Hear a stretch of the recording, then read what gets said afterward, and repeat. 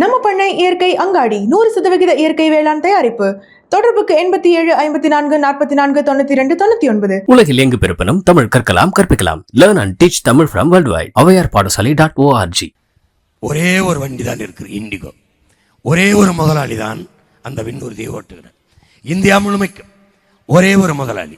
உங்களுக்கு தெரியுமா என் சொந்தங்களே, சின்ன சின்ன நாடுகள் கூட நாட்டுக்கென்று ஒரு விண்ணூர்தி ஃப்ளைட் வைத்திருக்குது, போக்குவரத்து வைத்திருக்குது. ஸ்ரீலங்கா கூட வைத்திருக்குது, ஸ்ரீலங்கா ஏர்லைன்ஸ் என்று. இவ்வளவு பெரிய வல்லாதிக்கம், பெரிய துணைக்கண்டம், சொந்தமாக ஒரே ஒரு ஃப்ளைட்டு கூட இல்லாத நாடு இந்தியா தான்.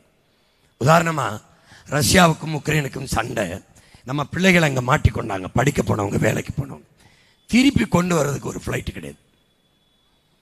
சொந்தமாக ஒரு ஃப்ளைட்டு கூட இல்லாத உனக்கு எதுக்கு 5000 ஏக்கரில் ஏர்போர்ட் என்றால் எவன்டையும் பதில் இல்லை. நீ 50,000 ஏக்கரில் கூட ஏர்போர்ட் கட்டு, யார் அந்த ஃப்ளைட்டை ஓட்ட போகிற முதலாளி என்றால் பதில் இல்லை. அது அந்த இண்டிகோ முதலாளி தான். ஒரு முதலாளி சம்பாதிக்க எத்தனை ஆயிரம் கோடியை நீ கொட்டி, எத்தனை ஆயிரம் ஏக்கர் விளைநிலத்தை பறித்து நீ ஏர்போர்ட்டு கட்டி கொடுக்குற அப்படின்னா, நீ யாருக்கு ஆட்சி செய்கிற, நீ யாருக்காக வேலை செய்கிற? உனக்கு வாக்கு செலுத்தி தேர்வு செய்து எங்கள் வாழ்க்கை நிலையை மாற்றுவாய், நல்ல கல்வி கொடுப்பாய், கல்விக்கேற்ற வேலை கொடுப்பாய், அதுக்கேற்ற சம்பளம் கொடுப்பாய், எங்களுக்கு நல்ல மருத்துவம் கொடுப்பாய், குடிக்க நீர் கொடுப்பாய், பயணிக்க பாதை கொடுப்பாய், எரிக்க மின்சாரம் கொடுப்பாய், இதெல்லாம் தருவாய் என்று நம்பி வாக்கு செலுத்துகிற மக்களுக்கா இல்லை முதலாளிகளுக்கா? அறிவார்ந்த சமூகம் சிந்திச்சு பார்க்கணும். மெட்ரோ 72,000 கோடி 80,000 கோடி செலவழிச்சு மெட்ரோ. எத்தனை பேர் போவான்னு நினைக்கிறீங்க? பல மாநிலங்களில் தோற்று போன ஒரு திட்டம், உலக வங்கியின் திட்டம், இந்தியாவோட திட்டமும் இல்லை, நம்ம தமிழ்நாட்டு அரசின் திட்டம் இல்லை. நமக்கு கடன் கொடுத்தாலும் முதலாளி அவனோட திட்டம். 10 லட்சம் கோடி கடனை வாங்கியிருக்கு தமிழ்நாடு, 196 லட்சம் கோடி கடனை வாங்கியிருக்கு இந்தியா. இப்போ சரக்கு மற்றும் சேவை வரி ஜிஎஸ்டி எல்லாரும் கட்டுறோம். இந்தியா முழுமைக்கும் இத்தனை மாநிலங்கள் இருந்து எவ்வளவு இந்த சரக்கு மற்றும் சேவை வரியில் வந்த வருவாய் என்று ஒரு தடவையாவது நிதிநிலை அறிக்கையிலே பட்ஜெட்டை படிக்கும்போது நாட்டின் நிதியமைச்சர் படித்ததை நீங்கள் யாராவது பார்த்ததுண்டா? சரக்கு மற்றும் சேவை வரி ஜிஎஸ்டியால் இவ்வளவு வருவாய் பெருக்கம், இவ்வளவு ரெவென்யூ வந்திருக்கிறது, இவ்வளவு வருவாய் பெருக்கம் படித்ததுண்டா? இந்த வருவாய் மாநிலம் நாட்டு மக்களின் நலனுக்காக இந்தந்த திட்டங்களுக்காக பிரித்து அனுப்பப்படுகிறது. மருத்துவத்துக்கு, கல்விக்கு, போக்குவரத்திற்கு, வேலை வாய்ப்பிற்கு, சாலை ஓடுதல் பராமரிப்புக்கு, போக்குவரத்துக்கு ஏதாவது ஒன்று யாராவது நீங்கள் படித்ததை கேட்டதுண்டா? இல்லை. இவ்வளவு வரியை எடுத்துக்கொண்டு போய் மறைமுக வரி, நேரடி வரி, இதில் ED raid, income tax raid, இளவு ரைடு எல்லாம் எடுத்துக்கொண்டு போய் 196 லட்சம் கோடி கடன் ஏன் வந்தது? ஏன் வந்தது? தமிழ்நாடு 10 லட்சம் கோடி, ஐயா ஸ்டாலின் அவர்களுடைய ஆட்சி மட்டும் 5 ஆண்டுகளில் 5 லட்சம் கோடி கடனை பெற்றிருக்கிறது. கற்றறிந்த தம்பி தங்கைகளே, பேரன்பு மிக்க பெற்றோர்களே, 5 லட்சம் கோடி கடனை பெற்று நிறைவேற்றப்பட்ட ஒரே ஒரு நலத்திட்டம் மட்டும்தான் நாம் கேட்கிறோம். ஒன்னே ஒன்று கல்வியை மிகச் சிறப்பாக, எஜுகேஷனை நான் டெவலப் பண்ணி என் நாட்டு மக்களுக்கு கொடுத்தேன். ஒன்னே ஒன்று, தனியார் பள்ளிகளில், தனியார் கல்லூரிகளில் போய் படிக்க வேண்டிய அவசியம் இல்லை. என் மக்களுக்கு ஸ்டாண்டர்ட் இம்ப்ரூவ் பண்ணி கல்வித்தரத்தை உயர்த்தி அருமையான கல்வியை கொடுத்தேன். ஏன்? ஒரு நாட்டின் வளத்திலேயே ஆக சிறந்த வளம் அறிவு வளம் தான். செல்வத்தில் சிறந்த செல்வம் கல்வி செல்வம் தான். அதை நீங்க நல்லா கவனிச்சுக்கணும். ஒரு சமூகத்தை, ஒரு நாட்டை கட்டமைக்க சிறந்த நாடாக மாற்ற விரும்புகிற எந்த தலைவனும் முதல்ல கல்வியில தான் கவனம் செலுத்துவான். ஏன்னா கல்வியில் தான் ஒழுக்கம், நன்னறி, சமூக மேம்பாடு எல்லாவற்றையும் சரி செய்ய முடியும். உங்களுக்கு புரியுதுன்னு நினைக்கிறேன். ஆனால் நீ என்ன செய்யற? அரசு பள்ளிக்கூடத்தில் போய் படித்தா மேற்கூரையிலிருந்து சிமெண்ட் பேர்ந்து விழுந்து புள்ள மண்டையில் விழுந்து செத்து போகுது. இந்த அரசு என்ன சொல்ல வருது என் மக்களுக்கு? அரசு பள்ளிக்கூடத்தில் சேர்க்காத, சேர்த்தா உன் பிள்ளை உயிருக்கு உறுதி இல்லை, உத்தரவாதம் இல்லை, தனியார் பள்ளிக்கு போ சொல்லுது. கழிவறை இல்லை, எழுதி படிக்க பலகை இல்லை, 300 பிள்ளைய படிக்கிற பெண் பிள்ளை படிக்கிற இடத்துல ஒரே ஒரு கழிவறை. என்ன லட்சணத்தில் இருக்குன்னு பார்த்துக்க. ஒரு வசதி இல்லை, தரத்தை தாழ்த்துது. திட்டமிட்ட அரசு பள்ளியின் தரத்தை தாழ்த்துது. ஏன்? தனியார் பள்ளிகளுக்கு வருவாய் குறைந்து விடும். இதை தரம் உயர்த்தினார். இவர் குறைந்தால் அவனுக்கு என்ன? தனியார் பள்ளி கல்லூரிகளின் வருவாய் குறைந்தால் இவனுக்கு என்ன? தனியார் பள்ளி கல்லூரிகளை நடத்துவதே ஆட்சி அதிகாரத்தில் இருப்பான் தான், அவனுக்கு லாபம் குறைஞ்சிரும்னு இதை குறைக்கிறான். அப்போ அரசு தன்னுடைய மகத்தான பொறுப்பில் இருந்தும் கடமையில் இருந்தும் தோற்று போய் விலகுகிறது. இங்கே இருக்கிற யார்கிட்டயாவது உங்ககிட்ட கேட்குறேன், ஒற்றை முதலாளி கொடுக்கிற கல்வியின் தரத்தை இத்தனை கோடி மக்களால் நீங்களெல்லாம் வாக்கு செலுத்தி நிறுவுகிற அரசால் கொடுக்க முடியாதா என்ற கேள்வி உங்களுக்கு எழ வேண்டுமா வேண்டாம்? எதுக்கு அப்ப அந்த அரசு இருக்கு? எதுக்கு இருக்கு? உலகில் எல்லா நாடுகளும் இப்படித்தான் கல்வியை வியாபாரம் பண்ணிக்கிட்டு இருக்கா. ஒரு சின்ன நாடு சென்னையில் பாதி தான் இருக்கும், சரியாக 45 நிமிடத்தில் சிங்கப்பூரை சுற்றி வந்துடலாம். அந்த நாட்டில் என் பசி இல்லை, பஞ்சம் இல்லை. அந்த நாட்டில் என் ஏழ்மை வறுமை இல்லை. அந்த நாட்டில் என் கொலை கொள்ள கற்பழிப்பு இல்லை. அந்த நாட்டில் என் திருட்டு இல்லை. அந்த நாட்டில் என் வேலை இல்லைன்னு எந்த இளைஞனும் சொல்லலை. ஏன் ஏன் அந்த நாட்டில் என்ன வளம் இருக்கு? வெறும் கடல். உனக்கு என்ன இல்லை? உனக்கு என்ன இல்லை? கடல் இல்லையா? நிலம் இல்லையா? ஆடு இல்லையா? மாடு இல்லையா? வாழை இல்லையா? கரும்பு இல்லையா? தென்னை இல்லையா? பனை இல்லையா? மலை இல்லையா? என்ன இல்லை? எல்லாம் இருக்கு. அறிவு இல்லையா? உழைக்க உடல் ஆற்றல் இல்லையா? எல்லாம் இருக்கு. அப்ப ஏன் வீடு நிறைய வறுமையும் வயிறு நிறைய பசி இருக்கு? ஏன் இருக்கு? ஏன் இருக்கு சொல்லு? ஏன்னா உன் நிர்வாகத்தில் ஊழல் லஞ்சம் நிறைந்திருக்கு. அதனால எதுவும் உனக்கு கிடைக்க மாட்டேங்குது. இதான் இங்க இருக்க பிரச்சனை. இந்த சின்ன நாடு சிங்கப்பூர் கல்வியில், எஜுகேஷன் ஸ்டாண்டர்டில், கல்வியில் முதல் இடத்துல ஃபின்லாந்து, 2வது இடத்துல தென்கொரியாவும், 3வது இடத்துல சிங்கப்பூர் இருக்கான். இவ்வளவுதான் இருப்பான் நாடே. உலக தரத்தில் 3வது இடத்துல இருக்கான் கல்வி மருத்துவத்தில். நீ எங்கே இருக்க? எங்கே இருக்க? ஏன் உன்னால கொடுக்க முடியல? சிங்கப்பூர் கொடுக்கறத. அங்க ஒரு தலைவன் வந்தான், அவருக்கு ஒரு கனவு இருந்தது, என் நாட்டை சிறந்த நாடாக மாற்றி படைக்கணும், ஊழல் லஞ்சம் இல்லாத நாடாக, பசி பஞ்சம் இல்லாத நாடாக, கொலை கொள்ளை இல்லாத நாடாக, சிறந்த நாடாக படைக்கணும்னு அவன் நினைச்சான். லீ குவான் யூன்னு ஒரு புரட்சியாளன் வந்தான். அவன் கேட்குறான் தன் நாட்டு மக்கள்கிட்ட, வெள்ளக்காரன் நம்மளெல்லாம் அடிமைப்படுத்த ஆளும்போது மலேசியா சிங்கப்பூர் இந்த 2 நாட்டு நிலப்பரப்பையும் அன்டச்சபிலிட்டி சிட்டிஸ்னு வச்சுருந்தான், தீண்டப்படாத நகரங்கள்னு வச்சுருந்தான். இன்னைக்கு சாய்ஃபுல் சிங்கப்பூர், கலர்ஃபுல் மலேசியாங்கிறோம். அழகான எழிலார்ந்த நகரங்களா சிங்கப்பூரும் மலேசியாவும் இருக்கு. நம்ம நாட்டில் எல்லா வளமும் இருந்து பெரும்பாலான இளைஞர்கள் சிங்கப்பூர் மலேசியாவில் தான் வேலை பார்க்குறான். உன்னால் ஏன் அந்த வேலை வாய்ப்பை கொடுக்க முடியலை? உனக்கு நோக்கம் இல்லை. அவனுக்கு நோக்கம் இருந்தது. அவன் பேசுகிறான் மக்கள்கிட்ட, ஒன்லி 10 இயர்ஸ் கொடு, 10 இயர்ஸ் என் கையில் கொடு, 1000 ஆண்டுகள் கழித்தும் என் நாட்டை எல்லா நாடுகளும் புகழ்கிற உயரத்தில் கொண்டு வைக்கிறேன். இன்னைக்கு லீ குவான் யூ செத்து போயிட்டான், பல ஆண்டுகள் ஆயிடுச்சு. இங்கே சென்னையிலிருந்து சீமான்னு ஒரு மகன் அவனை புகழ்றான் பாரு. அப்போ அவன் ஒண்ணி வச்சுட்டான். ஏன்? அவனுக்கு விஷன், அவனுக்கு ஒரு எய்ம், அவனுக்கு ஒரு டார்கெட், அவனுக்கு ஒரு ஐடியாலஜி இருந்துச்சு, அவனுக்கு ஒரு கனவு இருந்துச்சு. அவன் என்ன சொல்றான்? என்னோட எய்ம் நெக்ஸ்ட் எலெக்ஷன் இல்லை, நெக்ஸ்ட் ஜெனரேஷன். என்னோட டார்கெட்டு நெக்ஸ்ட் ஜெனரேஷன். அதான் ஓமைய என்ன சொல்றேன், மாற்றி சொல்றேன். உங்க பிள்ளை எப்படி சொல்றேன்? அரசியல்வாதிகள் எப்போதும் அடுத்த தேர்தலை பற்றி சிந்திப்பார்கள், தலைவர்கள் மட்டும்தான் அடுத்த தலைமுறையை பற்றி சிந்திப்பார். இவன் எப்படி வந்தவன அடுத்த தேர்தல், பெண்கள் வாக்க வாங்கணும், அப்ப மகளிர் உரிமை தொகை 1000. அப்புறம் என்ன? இளைஞர்கள் வாக்க வாங்கணும், தமிழ் மகன் 1000. பெண்கள், இளம் பெண்கள் வாக்கு புதுமை பெண் 1000. 1000 ரூபாய்க்கு கையேந்திரவில்லை புதுமை பெண், 1000 ரூபாய்க்கு கையேந்திர வைக்கிறதில்லை புதுமை பெண். அப்பாவையோ அண்ணனையோ தம்பியோ கட்டிய கணவரையோ சார்ந்திராமல் தன் கல்வி கொண்டு, தன் உழைப்பை கொண்டு 1000 இல்லை 50,000, 15,000, 20,000 சம்பாதித்து தன் காலிலே வாழ்கிற தற்சார்பு வாழ்க்கையை ஒவ்வொரு பெண்ணும் ஈட்டிக்கொள்கிற நிலையை கொடுப்பதுதான் புதுமை பெண். புரியுதா? கனவுனா அது கனவு, கனவுனா அது கனவு. வந்து நான் மிக்ஸ் டோக்கன் 8000க்கு டோக்கன். எங்க உங்க அப்பம் திட்டு சொத்தை வித்துட்டு நான் கொடுக்குறேன் டோக்கன். இவர் 10,000 டோக்கன், 8,000 டோக்கன், 10,000 டோக்கன். கடைக்கு போய் என்ன வேணாலும் வாங்கிக்கலாம். இந்த கடை எழுதி கொடுங்க 8000 டோக்கன் ஐயா ஸ்டாலின் கொடுக்கல. ஏய், ஒன்று நம்ம வைத்தியமாக இருக்கணும் இவங்களுக்கு ஓட்டு போடுறதுக்கு, இல்லை அவங்க வைத்தியமாக இருக்கணும். நம்ம தான் பைத்தியம், அவங்க பைத்தியமா? அப்படி தெரியலையே.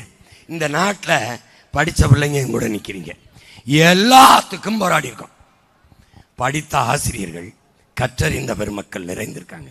இந்த நாடு இந்த ஆட்சி முறை மாறாமல் இருக்கிறதுக்கு பெரிய பொறுப்பு இருக்க வேண்டியது ஆசிரியர் பெருமக்கள், கிறித்தவர்கள், இஸ்லாமியர்கள், அரசு ஊழியர்கள். இவங்க தான். இந்த ஆசிரியர்கள் திரும்ப திரும்ப திரும்ப வீதியில் வர்றது, பணி நிரந்தரம் கொடுங்க. ஐயா ஸ்டாலின் ஆட்சிக்கு இல்லாத போது, நான் வந்தால் பணி நிரந்தரம் உறுதியாக தருவேன், நான் வந்தால் உங்களுக்கு சம்பள உயர்வு, எல்லாம் பழைய ஓய்வூதியம் எல்லாம் சொல்லிட்டு போயிட வேண்டியது. வந்த பிறகு செய்யலை, அப்புறம் போராட்டம். இங்கே பாருங்க, அவர் எதிர்கட்சியாக இருக்கும்போது வாத்தியார்கள் போராடினாங்க, ஐயா ஸ்டாலினும் போராடினாரு, நானும் போய் போராடினேன். ஆளுங்கட்சியாக வந்துட்டாரு, அப்பவும் திருப்பி அதே கோரிக்கை வச்சு வாத்தியார்கள் போராடுறாங்க. அவர் வரல, நான் போய் நிற்கிறேன். எப்படி பார்த்தீங்களா கொடுமை என்னன்னு கேளுங்க. ஆசிரியர்கள் போராடுறாங்க, படிப்பிக்கிற ஆசிரியர்கள், அறிவை வளர்க்கும் ஆசிரியர் பெருமக்கள் வீதியில் நின்னா அது நாடு இல்லை, சுடுகாடு. சுடுகாடு கேவலம். திருப்பி உலகத்துக்கு சோறு போடுற விவசாயி இருக்கான் மாதிரி ரோட்டில் நிற்கிறான். ஏன்? நான் வேர்வை சிந்தி விளைய வச்ச நெல்லை அந்த குடோனை கட்டி கொள்முதல் செய்து உள்ளே வச்சு பாதுகாத்துக்க, ரோட்டில் போட்டு முளைக்க விடாதேன்னு கண்ணீர் சிந்திக்கு நிற்கிறான். அவன் நிற்கிறான். மருத்துவர்கள், உயிர் காக்கும் மருத்துவர்கள் சாலையில் நிற்கிறாங்க சம்பள உயர்வுக்கு, ஆசிரியர்கள் சம்பள உயர்வுக்கு, செவிலியர்கள் சம்பள உயர்வுக்கு. ஒரே ஒரு துறை தான் போராடல, போலீஸு. அதுவும் போராடிச்சுன்னு வச்சுக்க, மூடிட்டு போயிட வேண்டியதான் நாட்டை. இங்கே பாரு, போராடியாச்சு. இப்போ வாத்தியார்களுக்கு சம்பளம் கொடுக்க எவ்வளவு ஆகும்னு நினைக்கிறேன்? 100 கோடி ஆகும். ஆனால் சமாதி எவ்வளவுக்கு கட்டியிருக்குன்னு நினைக்கிறேன்? சமாதி சொன்னது யார்? உங்களுக்கு வெளியிட்டார? நீங்க தான் மேலாளர? சொன்னது 150 கோடியா அப்படின்னு நினைச்சிருந்துட்டு 80 கோடி புதகுலிக்கு ஏசி போட்டவனை எங்கேயாவது பார்த்துருக்கீங்களா? டேய், புதகுலியை பொருட்காட்சி ஆக்கினவனீங்கள உலகத்தில் பார்த்துருக்கீங்களாடா? எங்க ஆத்தாப்பேன் அந்த ஏரி ஆக்கிரமிச்சு விட்டார்கள். ஏரி ஆக்கிரமிப்பு இடி, எல்லா இடியும் போய் நின்ன மகன் நான் தான். எல்லா இடத்துலையும் போய் நிற்பேன், சாஞ்சி அழுவாங்க. நான் போன உடனே நிப்பாட்டிட்டு போவான். அவன் புல்டோசர் வருவான், அதுக்கு மெயின் பெரிய புல்டோசர் நான் போய் நிற்பேன். போயிடுவான். கேளு வருது. ஒரே ஒரு கேள்வி, என்னது? ஆக்கிரமிச்சிட்டாங்க. எப்போ? 60 ஆண்டுகளுக்கு முன்னாடி. ஆக்கிரமிக்கும் போது என்ன புடுங்கிக்கிட்டு இருந்தா என்ன? பதில் கிடையாது. முதல்ல என் ஆத்தாளப்பேன் ஆக்கிரமிச்ச வீடை கட்ட ஒரு செங்கலை வைக்கும் போது என்ன பண்ணிட்டு இருந்த? ஆக்கிரமிச்சு பிளாட் போட்டு கொடுத்தவனே ஆட்சியில் இருந்தா யோக்கியப்பேன். அப்ப இருந்த கவுன்சிலர், அப்ப இருந்த மாவட்ட செயலாளர், அப்ப இருந்த வட்டாட்சியர், ஆட்சியருக்கு தெரியாம ஆக்கிரமிப்பு நடந்துச்சானா? பதில் இல்லை. 60 வருஷம் வாழ்ந்து மின் இணைப்பு கொடுத்து, வாக்காளர் அடையாளம் அட்டை கொடுத்து, குடும்ப அட்டை கொடுத்து, எரிவாயு இணைப்பு கொடுத்து, வீட்டு வரி வாங்கி ரோட்டை போட்டு வாழ வச்சுட்டு திடீர்னு ஆக்கிரமிப்புன்னு இடிக்கிறேன். ஆக்கிரமிப்பு, ஏரி ஆக்கிரமிப்பு இடிச்சிட்டேன். பல நீதிமன்றங்கள் ஏரி ஆக்கிரமிச்சு கட்டப்பட்டிருக்கு, இடிக்கிறதா வச்சிடுறதா? சரி, அதை கூட விடுவோம். இப்போ 4 கல்லறை இருக்கு கடற்கரையில், 4 கல்லறை 4 ஏக்கர்ல இருக்கு. இது ஏரி ஆக்கிரமிப்புன்னு இடிச்சா அது கடற்கரை ஆக்கிரமிப்புன்னு இடிக்கிறதா கூடாது? அதை மட்டும் அங்கே அடக்கம் செய்யப்பட்ட யாராவது 10 ஆண்டுகள் நாட்டு விடுதலைக்காக போராடி சிறையில் இருந்தார்கள், அப்படி ஏதாவது இருக்கா? இல்ல தூக்கில தொங்கின தீரன் சின்னமலை, மருதுவாண்டி, அப்படி ஏதாவது இருக்கா? ஏதாவது திட்டி பிறப்பாரு. செக்கிழுத்த என் பாட்டனே எங்க இருக்கான்னு தெரியல. செக்கிழுத்தான், செக்கு மாடு இழுக்க திணறுமடா செக்க.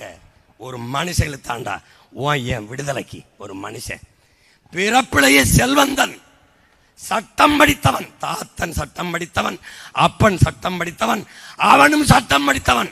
வெள்ளைக்காரன் கூண்டிலே குற்றவாளி அண்ணன்டாண்டா என் பாட்டன் வாவு சிதம்பரம். இந்த மண்ணின் மக்களுக்காக சொத்தம்பட்டையும் வித்து செத்தான். கடைசியா வறுமையை போக்க வழி இல்ல, மன்னனை வித்தாண்டா. அந்த மகனை மறந்த சமூகம், கேடு கட்ட கூட்டம். போய் கல்லர்கள் இருப்பானா? சுற்றுலா வர்றவனுக்கு பீச்சில் போய் அண்ணா சமாதி, எம்ஜிஆர் சமாதி, ஜெயலலிதா சமாதி, கருணாநிதி சமாதி, அப்புறம் உன் இனத்துக்கு சமாதி தானடா மிஞ்சும், வேற என்னடா மிஞ்சும்? என்ன மிஞ்சும்? எதுக்கு? நான் வந்தால் மொத்த பள்ளிக்கூடத்தையும் கல்லூரி மூடி பெறப்போறேன். ஏன்னா படித்த ஒன்றும் பயன் இல்லை. அறிவு வேலை செஞ்சா தானே. ஏமாத்துறான்னு தெரியுது. இத்தனை பிரச்சனைகளை தந்தவர்கள் மறுபடியும் எப்படி அதிகாரத்துக்கு வர முடியுது? எப்படி வர முடியுது? எப்படி வர முடியுது? ஒருத்தர் கூட கோபம் வர மாட்டேங்குது. ஏன்? சரி சரி, இப்போ 5000 வங்கி கணக்கில் போட்டாங்க, 6800 கோடி போட்டிருக்காங்க. வாத்தியார் கேட்ட காசை கொடுக்க 100 கோடி தான். மருத்துவர்களுக்கு அதே மாதிரி 150 கோடி தான் செலவாகும். அதை கொடுக்காம நீ 6800 கோடி, யாருமே கேட்கலையே வங்கியில் பணம் போடணும், யாருமே கேட்கல 8000 டோக்கன் கொடுங்க. ஏன் கொடுக்குற? எந்த மாதிரியான நிர்வாகம், எந்த மாதிரியான ஆட்சி முறை இது? இங்கே ஒன்று நிறுத்துவ. 10 லட்சம் கோடி கடன், 1 லட்சம் கோடி வட்டிக்கிட்ட கொண்டு வந்துட்ட. இப்போ நீ அறிவிச்சிருக்க அந்த இலவசங்களை கொடுத்துன்னா கொடுக்கணும்னா இன்னும் 5 லட்சம் கோடி கடன் வாங்கணும். அப்போ வளர்ச்சி என்பது கடன் வளர்ச்சி தான். ஒரு நாட்டின் வளர்ச்சி கடன் வளர்ச்சி. எங்கள் அம்மா 2000 ரேஷன் கார்டு வாங்குது, ஆனால் அந்த ரேஷன் கார்டுக்கு 2 லட்சம் கடன் இருக்கு. யார் பேரில்? எங்கள் அம்மா பேரில் இருக்கு. எப்படி? கால கொடுமை, கால கொடுமை. எங்கள் அப்பாட்ட கேட்டேன், ஏப்பா கடன் வாங்கினேன்னு. உன்னை படிக்க வைக்க காசு இல்லை சாமி, வாங்கி படிக்க வச்சேன். மறுபடியும் அப்பா கடன் வாங்கினேன். தங்கச்சியை கட்டி கொடுக்க காசு இல்லை ஐயா, கடன் வாங்கினேன். எங்கள் அப்பா வாங்கின கடனில் ஒரு நியாயம் இருக்குது. நம்ம அப்பா ஸ்டாலின் அப்பா வாங்கினதில் ஏதாவது நியாயம் இருக்கா? சொல்லு, ஏதாவது இருக்கா? ஏதாவது இருக்கா? ஏதாவது இருக்கா? இந்த திமுக வாங்கின கடனில் நிறைவேற்றப்பட்ட ஒரே நான் கேட்குறேன், தடையில்லாத மின்சாரம், ஒரு நொடி கூட துண்டிக்காத மின்சாரம் எல்லாருக்கும் கொடுத்தேன். சொல்லு, அருமையான பாதையை போட்டு கொடுத்தேன். இது சாலையா சவக்குழியான்னு தெரியாது. தலைநகரில் இவ்வளவு கேவலமாக இருக்குது பாதைன்னா மற்ற சாலைகளை நீ யோசிக்க வேண்டியதே இல்லை, யோசிக்க வேண்டியதே இல்லை. அப்போது சிறந்த போக்குவரத்தை கொடுத்தேன் அப்படின்னு இல்லை. இந்த லட்சண அளவில் 1 லட்சம் கோடி போக்குவரத்து துறைக்கு கடன் இருக்கு. இதில் வந்தவன் போனவெல்லாம் நான் பெண்களுக்கு ஓசி, நான் ஆண்களுக்கும் ஓசி, ஒருத்தன் ஊரெல்லாம் ஓசி ஓசி பஸ்ஸு, எங்கேயும் ஏறலாம், யாரும் ஏறலாம், யாரும் இறங்கலாம். திருட்டு போய் இந்த பக்கம் ஏறி தாலியாத்துக்கிட்டு அந்த பக்கம் இறங்கலாம். டேய், எங்கிருந்துடா கிளம்பி வாரிய? நீங்கள்லாம் எங்கிருந்து வாரிய? ஃப்ரீ ஸ்கீம் கொடுக்கறதுக்கு கவர்மெண்ட் தேவையில்லடா, அது ஜவுளி கடை வேலை. ஆடி தள்ளுபடி, அமாவாசை தள்ளுபடி, தீபாவளி போனஸ், அதெல்லாம் அவன் வேலை. கவர்மெண்ட் கொடுக்க வேண்டியது எஜுகேஷன், மெடிக்கல், வாட்டர் டிஸ்ட்ரிபியூஷன், இது 3 தாண்டா அவன் கொடுக்கணும். கட்டணம் இல்லாமல் கொடுக்கணும். ஃபுல் திரும்பி திரும்பி வந்துக்கிட்டு ஆகணும். ஏய், என்னை படிக்கவே ஐயா ரஜினிகாந்த் சொல்லுவார், சேலை வெட்டி கேட்காதியடா, வேலை வெட்டி கேளுங்கடான்னு. ஐயா எம்ஜிஆர் 10 ரூபா கொடுக்குறான் ஓட்டுக்குன்னு. பசியை போக்குறவன் பார்த்து ஓட்ட போடுறான், 10 ரூபா கொடுக்குறவன் பார்த்து போடாகிறான். அவன் ஆளுகளை தான் இப்போ 1000 2000 கொடுக்குது, 10,000 டோக்கன் அவர் ஆளுக தான் கொடுக்குது. உங்களுக்கு தெரியுமா? பேரறிஞர் அண்ணா அவர் ஆட்சி வரைக்கும் மதுக்கடையை திறக்கலை, டாஸ்மார்க்கை திறக்கலை. அண்ணா அவர்கள்ட்ட கேட்குறாங்க, வருவாயை பெருக்கிறதுக்கு இந்த சாராய கடையை திறக்கலாம்னு. அப்படி சாராயம் விற்று வர்ற வருவாய் எனக்கு வேண்டாம், அந்த வருவாய் குஷ்டரோகி கையில் இருக்கிற வெண்ணெய்க்கு சமம்ங்கிறப்பல. 60 ஆண்டுகள் அந்த குஷ்டரோகியில் இருக்கிற வெண்ணெயை நக்கி திங்கிற வெண்ணெய்கள் இந்த வெண்ணெய்கள் தான். அவர் பேரை சொல்லி ஆட்சி நடத்துறவர்கள் தான்.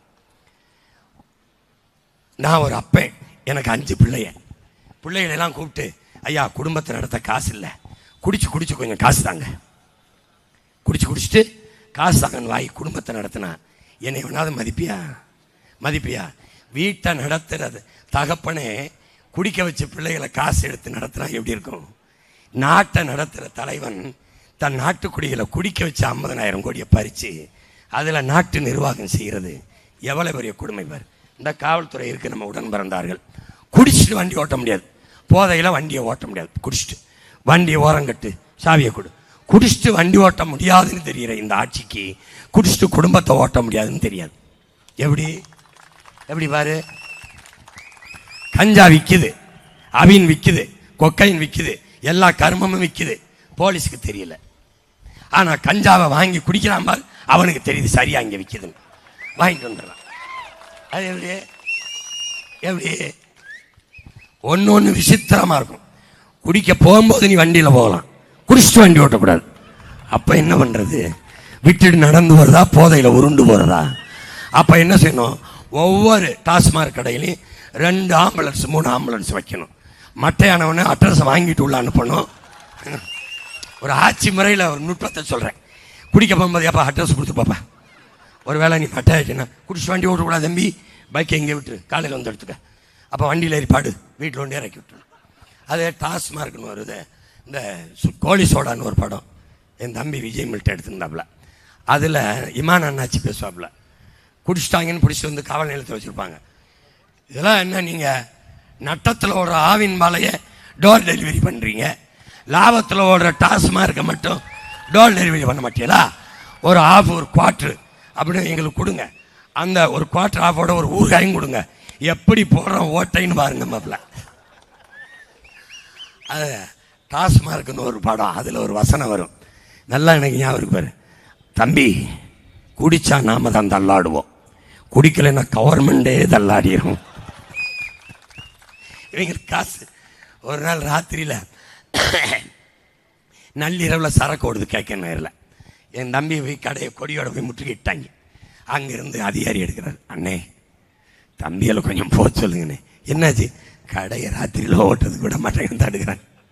ஏன் நீ உங்களுக்கு என்ன அண்ணே, உங்களுக்கு தெரியாதுல்லைண்ணே, அதுலேருந்து தானே எங்களுக்கு சம்பளமே வருது, வழி இல்லைன்னு. நல்லா இருப்பீங்க. ஒரு அமைச்சர் பேசுகிறாரு, குடிக்கிற காசில் வர்றதுல தான் உங்கள் பிள்ளைகளுக்கு பள்ளிக்கூடம் கட்டி படிக்க வைக்கிறோம். ஏய், எம்பிட்டு பெரிய வள்ளல்கள் பிறந்த நாடாகுது, எம்பிட்டு பெரிய இப்படி கொடுத்து கொடுத்து வாழ்ந்த இனத்தின் மக்களை கையேந்த வச்சு கெடுத்து நாசம் பண்ணிட்டான். நான் உன் பிள்ளை, உன் கூட பிறந்தவன், இலவசம்னு ஒன்றும் தரமாட்டேன். போட்டா போடு ஓட்ட, போடலைன்னா போ, தரமாட்டேன். என் இன வரலாற்றில் இலவசம்ங்கிற சொல்லு இல்லாத அழிச்சிருவேன். என்ன கொடுப்பேன்? உலகத்தரத்திற்கு உனக்கு படிப்பை கொடுப்பேன். உன் பிள்ளைக்கு, உன் மகனுக்கு நாட்டை கொடுத்தினா முதல் கையெழுத்து அது முதலமைச்சர் கையில் தான் போடணும். போடுவேன். போட்டு வச்சுட்டு ரெண்டாவது பாரு எப்படி பேசுறேன் பாரு. கல்வி மானுட உரிமை, கொடுக்க வேண்டியது அரசின் கடமை, கொடுக்காமல் இருப்பது மாபெரும் கொடுமை. கல்வியை கொடுக்க வேண்டியது அரசின் கடன், அதை மாணவர்கள் கடன் வாங்கி படிக்கிற நிலைமைக்கு தள்ளி பிறகு அந்த கடனை தள்ளுபடி செய்கிறேன் என்று சொல்வது கொடுமையிலும் கொடுமை. அதனால் என் அன்பு பெற்றோர்களே, என் அருமை உடன் பிறந்தார்களே, பெற்றுக் கொடுங்கள் உங்கள் பிள்ளைகளை. கற்றுக் கொடுக்கிறோம் நாங்கள். பிள்ளைகள் உங்கள் வீட்டின் செல்வங்கள் அல்ல, இந்த நாட்டின் செல்வங்கள். ஒரு கையெழுத்து. அரசு அதிகாரிகளோ, அமைச்சர் மருமக்களோ, முதலமைச்சர் மகனோ பேரனோ, ஐஏஎஸ் ஐபிஎஸ்ஓ, யாருடைய சட்டமன்ற உறுப்பினரோ அல்லது மாமன்ற உறுப்பினரோ நாடாளுமன்ற உறுப்பினரோ யாருடைய மகனோ மகளோ பேரனோ பேத்தியோ யாரா இருந்தாலும் அரசு பள்ளி கல்லூரியில் தான் படித்து ஆக வேண்டும். சட்டம் அங்கேதான் படிக்கணும். அரசு பள்ளி கல்லூரியில் படிக்கிற பிள்ளைகளுக்கு, மாணவர்களுக்கு தமிழ்நாட்டு அரசு வேலையில் முன்னுரிமை சட்டம். மீறி தனியார் பள்ளியில் தான் நான் என் பிள்ளையை படிக்க வைப்பேன் என்று சேர்த்தால், அந்த தகவல் உண்மை என்று அறிந்தால், அவருக்கு என்ன சம்பளம்? 1 லட்சம் ரூபாய். அங்கே சொன்னால் 50, 1 லட்சம் ரூபாய்னா மீறி அங்கே சேர்த்தா 50,000 துண்டிச்சிடும், அரசு எடுத்துரும். 2-3 தடவை பார்க்கும். திருப்பி கொழுப்படுத்த போய் பண்ணிட்டு இருந்தா நீ நாட்டை, தமிழ்நாடு அரசை, தேசத்தை, அரசை அவமதிக்கிறாயின்னு சான்றிதழை வாங்கி தகுதி நீக்கம் செஞ்சு வேலையிலிருந்து அனுப்பிவிடும். நீ கிளம்பு, அப்படி நீ போய் தனியாருக்கே வேலை செஞ்சுக்கிட்டு இருங்க. உலகத்தரத்திற்கு கல்வியை கொடுத்துருவேன். எப்படி? உலகத்தில் முதல் இடத்துல கல்வியில் எந்த நாடு இருக்குன்னு இந்த முதலமைச்சர் வேட்பாளரை யாரையாவது ஒருத்தர் சொல்லு. நான் எங்கள் அம்மாவை கூட்டிகிட்டு வீட்டுக்கு போயிடுறேன். சொல்லு. தெரியாது. 200க்கும் மேற்பட்ட நாடுகள் இருக்கு. முதல் இடத்துல ஃபின்லாந்து இருக்கு, சின்ன நாடு. அவன் தான் கல்வியில் அவனுடைய கட்டட அமைப்பு, கற்பித்தல் முறை எல்லாமே சிறப்பாக இருக்கு. முதல்ல தென்கொரியா இருந்துச்சு, இப்போ அதை முந்திக்கிட்டு போயிடுச்சு. தென்கொரியா, ஃபின்லாந்து, 2வது தென்கொரியா, 3வது சிங்கப்பூர். உன் மகனுக்கிட்ட அரசை கொடுத்துட்டீங்கன்னா 5வது வருஷத்தில் இங்கே இருந்து சென்னையில், தமிழ்நாட்டின் தலைநகரில் தாம்பரத்திலிருந்து உங்கள் பிள்ளை நான் பேசுகிற மாதிரி உலகத்தரத்திற்கு ஃபின்லாந்து இருக்குன்னு சொல்கிற மாதிரி, ஃபின்லாந்தில் ஒரு 5 வருஷம் கழிச்சு ஒருத்தன் எந்திரிச்சு உலகத்தரத்திற்கு கல்வியில் தமிழ்நாடு இருக்குதுன்னு அவன் சொல்லுவான். என்னோட எஜுகேஷன் சிஸ்டம், டீச்சிங் மெத்தட், கட்டட அமைப்பு எல்லாத்தையும் மாற்றிடுறேன். போட்டு காட்டினேன்னு பாரு இருக்கு, எப்படி என் பள்ளிக்கூடம் இருக்கும், எப்படி கற்பித்தல் முறை இருக்கும், எல்லாம் மாற்றிடுவேன். உலகத்தரத்திற்கு கல்வியை உனக்கு கொடுத்துருவேன். 1 ரூபா காசு வாங்க மாட்டேன். அதுக்கப்புறம் வேற என்ன வேணும்? மருத்துவம், உயிர் காக்கும் மருத்துவம். மருத்துவத்துக்கு என்ன பண்ணுவேன்? ஐயா கலைஞருக்கு முடியல, கருணாநிதிக்குன்னா காவேரி, நோ காவேரி. அம்மா ஜெயலலிதாவுக்கு முடியலன்னா Apollo, no Apollo, only government hospital. எப்படி? இங்கே வா, இங்கே வா, இங்கே வா. இங்கே சட்டம் போடுவோம், உலகத்தரத்திற்கு மருத்துவ தரத்தை தூக்குறோம். தனியார் மருத்துவ காவேரி, அப்போலோ, எம்ஜி ராமச்சந்திராவில் என்ன தரம் கிடைக்குது நீ நினைக்கிறியோ அதை கவர்மெண்ட் ஹாஸ்பிட்டலில் கொடுப்பேன். இனிமேல் என் மக்களுக்கு நம்பிக்கை வரும். அரசாங்க மருத்துவமனைக்கு போனாதான் நம்ம பொழப்போம்ங்கிற நம்பிக்கையை கொடுப்பேன். எப்படி கொடுப்பேன்? உலகத்தரத்திற்கு மருத்துவத்தை உயர்த்தி ₹1 கட்டணம் இல்லாமல் கொடுப்பேன். 90 வயசா பார்த்தா சாக போகுது இல்லை, தேசத்தின் மூத்த தாய், அவளுக்கு ₹1. நீ உடம்பு முடியல, நீங்கள் ஆறில் வச்சு கூட்டி வர வேண்டியது இல்லை, அழைச்சி சொன்னா போதும். வாங்கின்னு உயிர்காக்க ஊர்தி வரும், தூக்கிட்டு போகும், உயிரை காப்பாற்றி கொண்டாந்து தரும். ஏன்னா தேசத்தின் கடமையில் முதன்மையானது உயிரை காக்கும் மருத்துவத்தை தன் மக்களுக்கு கொடுப்பது. மருத்துவம் ஒரு மகத்தான சேவை, அது என் மக்களுக்கு தேவை. சட்டம் சட்டம். 2, உனக்கு காசு கிடையாது, காசு கிடையாது. இப்போ உன் சம்பளத்தில் பாதிக்கு மேலே மிச்சம் பண்ணிட்டேன். அதுக்கப்புறம் என்ன? தண்ணி, தூய குடிநீர், தண்ணி விற்பனைக்கு தடை. வந்தவொடனே பிளாஸ்டிக்கு பாலித்தீனுக்கு பேன் பண்ணுறேன், தடை பண்ணுறேன். தண்ணி விற்பனைக்கு தடை பண்ணுறேன். ஏன்? தண்ணீர் மனித தேவையல்ல, உலக உயிர்களின் உயிர் தேவை. நீ அந்த கடையில் போய் அண்ணாச்சி ஒரு அக்வஃபனா கொடுங்க, ஒரு கிண்லே கொடுங்கன்னு, கொக்குங்குருவியும் காக்கையும் சிட்டும் அண்ணாச்சி ஒரு கிண்லே கொடுங்கன்னு வந்து வாங்கிட்டு போமா? அந்த பாவத்தை செய்ய நான் தயாரா இல்லை. நான் இயற்கையின் மகன். இவங்கெல்லாம் இருந்தால் தான் நான் வாழ முடியும். எனக்கு தெரியும், பேரன்பு கொண்டு நான் இந்த பூமியை காதலிக்கிறேன். அதனால தண்ணீரை விற்பனை விட மாட்டேன். தண்ணீர் வியாபார பொருள் அல்ல, என் தாய்ப்பால், என் பூமி தாயின் தாய்ப்பால். அதனால என்ன பண்ணுவேன்? தாய்ப்பாலும் தண்ணீரும் விற்பனைக்கு இல்லை, நிறுத்துறேன். நானே தூய குடிநீரை உன் வீட்டு வாசலை கொண்டாந்து தந்துடுறேன். ₹1 காசு கிடையாது. இது 3 தான் தமிழ் தேசிய அரசில் கட்டணம் இல்லாமல் உனக்கு கிடைக்கும். மற்றபடி பெண்களுக்கு ஓசி பஸ், ஆண்களுக்கு ஓசி பஸ், நோ ஓசி பஸ், ஒன்லி ஏசி பஸ். காசு கொடுத்து போ, காசு கொடுத்து போ. தரமான சாலை தருவேன். எப்படி பாதை போட்டு இன்னைக்கு ராத்திரி காட்டுறேன் பாரு, பல்லாவரத்தில் போட்டு காட்டுறேன். நான் தான் போட்டு காட்டுறேனே. நீ என்னத்தை பார்த்த? நீ என்னத்தையாவது நோண்டி பொழுத போக்கிட்டு இருக்க. இதை பாரு, ஒரு தொலைக்காட்சிக்காரனும் காட்ட மாட்டான். ஏன்? நான் ஜெயிச்சிருவேன்ல. ஒரு ரெவல்யூஷன் வந்துடும், ஒரு புரட்சி வந்துடும். இவன் வந்தா பள்ளிக்கூடத்து, ஐயோ நம்ம வியாபாரத்தை படுக்க வச்சுருவான் இருக்க, டாஸ்மார்க்கை மூடுவாங்கிறானே, கள்ளுக்கடை திறந்துருவான்றானே, ஐயோ, அதனால பயப்படுவான். எந்த கொம்ப வந்தாலும் சரி, என் வெற்றியை எவனாலையும் தடுக்க முடியாது. ஏன்னு கேளு, நான் இந்த வேலையை செய்ய வந்தவன் இல்லை. நான் சினிமா எடுத்து பஞ்சம் முளைக்க வந்தவன். என்னை இறக்கி விட்டது யாருன்னு எனக்கே தெரியாது. எல்லாரும் சேர்ந்து, எல்லாரும் என் முன்னோர்களின் ஆன்மா, பலாயிரக்கணக்கான என் மாவீரர்களின் கனவு, என் தலைவனின் உயர்ந்த நோக்கம். போடா என்னை பாரு. இழக்கிறதுக்கு எதுவும் இல்லை, உயிரை தவிர. ஆனா அடைகிறதுக்கு மிகப்பெரிய கனவை வச்சிருக்கேன், லட்சியத்தை வச்சிருக்கேன். நீ ஹிட்லர் சொல்றான், இழக்கிறதுக்கு எதுவும் இல்லாதவன் இடத்திலே சவால் விட்டுறாத. ஏன்? செருப்பு கட்டியாடு செஞ்சுட்டு போயிடுவான். போடா போய். ஏன் நான் எதுக்கும் பயப்படுறதில்ல. என் வீட்டுக்கு இடி ரைடோ இன்கம் டாக்ஸ் ரைடோ வர முடியாது. என்னையே ரைடு வேணா வரலாம், வந்து போட்டு பார்த்துட்டு போயிடுச்சு. புரியுதுன்னு நினைக்கிறேன். இடி ரைடு வந்தா நீ தான் எனக்கு இந்த பறக்கும்படி அப்பப்போ மறிக்கும். அம்மா ஏதாவது பறிச்சிருந்தா கொஞ்சம் கொடுங்கம்மா, சிரிக்கு சார் கொடுங்கம்மா, ஏதாவது வாங்கியிருப்பீங்களா மற்ற இடத்துல. இங்கே இது பண்ணும்போது அங்கேருந்து வரும் 8000 டோக்கன் 10,000 டோக்கன், அங்கே போகாது இந்த பறக்கும் படை. கொடுமை இது ஒரு நாடு. அப்போ சிறந்த நாடாக மாற்றி படைக்கணும்னு உன் பிள்ளைக்கு கனவு இருக்கு. பசி பஞ்சமில்லாத, ஊழல் லஞ்சமில்லாத, ஏழ்மை வறுமை இல்லாத நாடு. எப்படி பசி பஞ்சத்தை போக்குவரசிமான்? நானே வேளாண்மை செஞ்சிடறேன். கவர்மெண்ட்டை வேளாண்மையை தொழில் அரசு பணியாக்கி மாற்றிடுது. ஆடு மாடு வளர்த்துருது. மாடு இருந்து பால் இருந்துச்சுன்னா பசி இருக்காது. தமிழ்நாட்டில் ஒரு ஆண்டுக்கு பாலின் சந்தை மதிப்பு 3 லட்சம் கோடி வருது. 3 லட்சம் கோடி வருது. சாராயம் 50,000 கோடி தான். அதை மூடிட்டு பால் பொருளாதாரத்துக்கு நம்ம போயிடுறோம். 3 லட்சம் கோடி. இப்ப நமக்கு பால் எங்கிருந்து வருது? ஆந்திராவில இருந்து. ஆவின் பால் விற்குது. வளர்க்காது, அரசு வளர்க்காது. பால் வளத்துறைக்கு ஒரு அமைச்சர் இருக்காரு. பால் இருக்கு, வளம் எங்கன்னு கேட்டா பதில் இருக்காது. ஏன் ஆந்திராவில இருந்து உனக்கு வருது? உன்னோட இந்த லட்சக்கணக்கான கோடி ஆந்திரா முதலாளிக்க போகுது. அதை ஏன் நீ செய்யக்கூடாது? அவன் செய்ய மாட்டான், நான் செய்வேன். ஏன்னா ஆடும் மாடும் கால்நடைகள் இல்லை, நடமாடும் வைப்பகம், மொபைல் பேங்க். ஒரு ஆடு பண்டிகை நேரத்தில் ₹1,00,000 போகுது. ஒரு கிடா ₹1,00,000 போகுது. 10 ஆடுனா 10 லட்ச ரூபா ஃபிக்ஸட் டெபாசிட், நிலையான வைப்பு தொகையில் இருக்குது. செல்வம்னு நீ புரிஞ்சுக்கணும். புரியுதா? உன்னை உளவியல் நோயாளி ஆக்கணும். படிக்காதவன் ஆடு மாடு மேய்க்கத்தான் லாய்க்குன்னு. உலகத்தில் பெரிய சந்தை பால் சந்தை தான். உலகத்தில் பெரிய வியாபாரத்தை பண்ணுறது இந்தியா மாட்டுக்கறி வியாபாரத்தில் தான். உலகத்தில் அதிக விலைக்கு போகிற பால் கழுதப்பால் தான். உனக்கு என்ன கழுத வளர்க்க கஷ்டமாக இருக்கா? இந்திய அரசு, ஐயா மோடியோட அரசு கழுத வளர்த்தா 50 லட்சம் மானியம் தரேங்குது.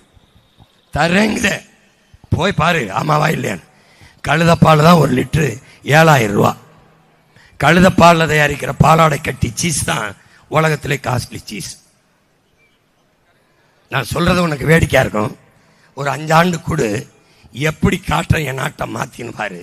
உலகம் என்னை திரும்பி பார்க்கும்.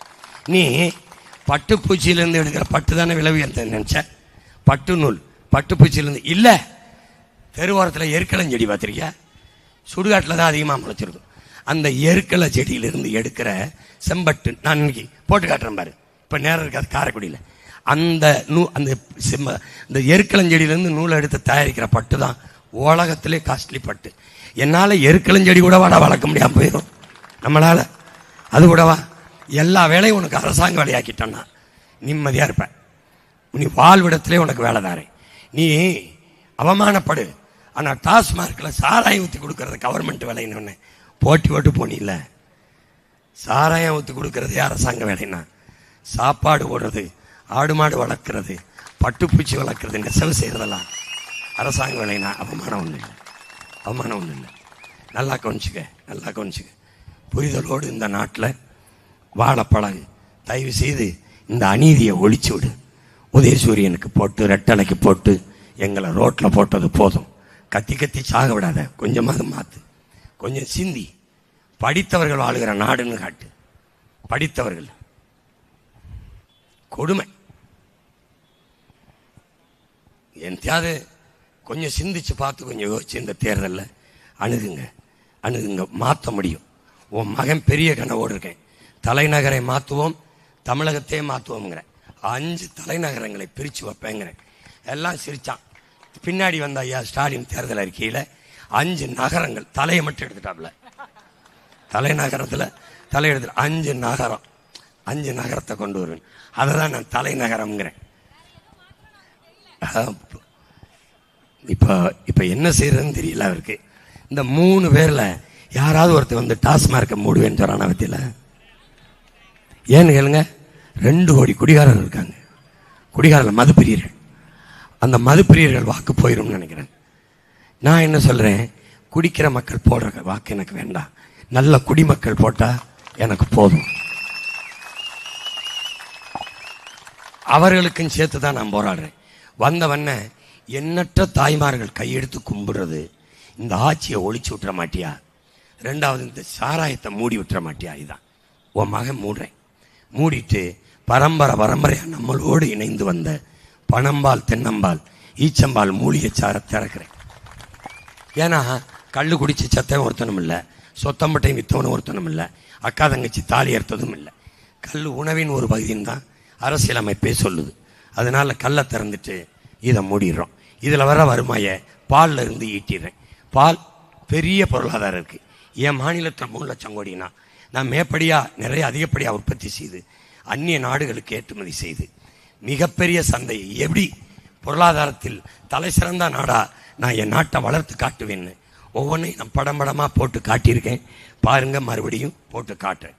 அதனால அறிவு சிறந்த பெருமக்கள், என்னிலும் இளைய என் தம்பி தங்கிகள், இந்த தேர்தலை வழக்கம் போல ஒரு தேர்தலாக கடத்தி சென்று விடாமல், அதே ரெட்டை உதயசூரியன் கை தாமரைக்கு போட்டு நாட்டை நாசம் பண்ணாமல் புதிய ஒன்றை தேடுங்கள்.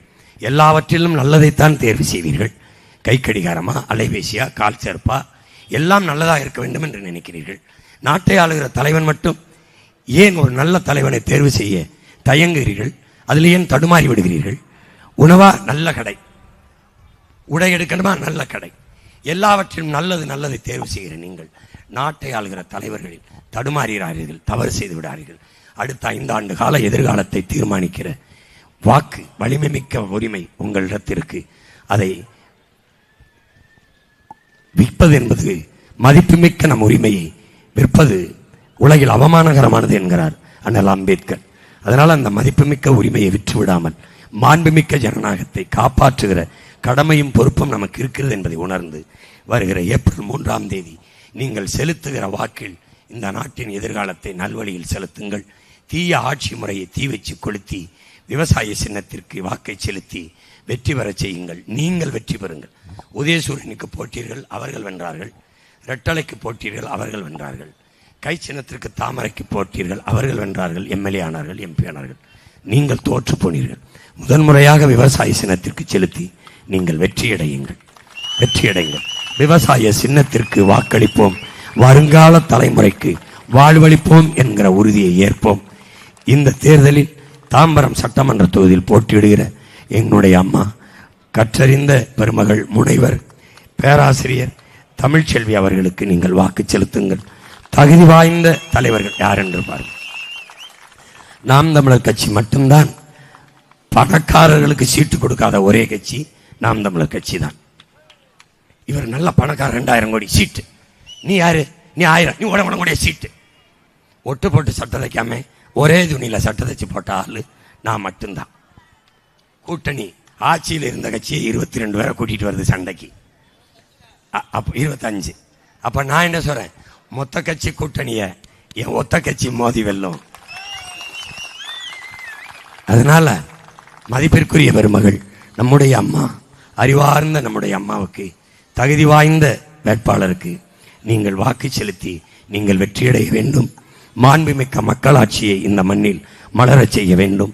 புரட்சி எப்போதும் வெல்லும். நம்பற்றியதை சொல்லும். இலக்கு ஒன்றுதான், இனத்தின் விடுதலை.